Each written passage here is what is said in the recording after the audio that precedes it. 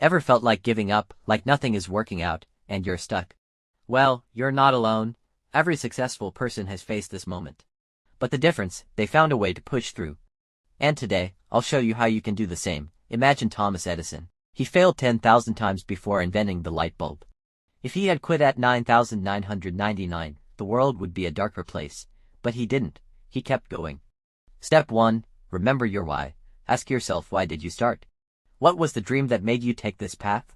Reconnect with that purpose. Step 2. Break it down. Feeling overwhelmed. Big goals feel impossible, but small steps make them achievable.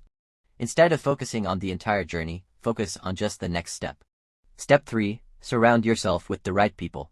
Motivation fades if you're around negativity. Find people who push you, inspire you, and remind you why you started. Step 4. Take a break, not quit. Even the most successful people take breaks.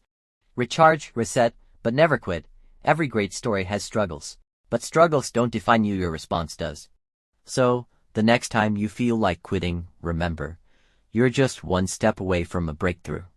If this video helped you, drop A in the comments, and don't forget to subscribe for more.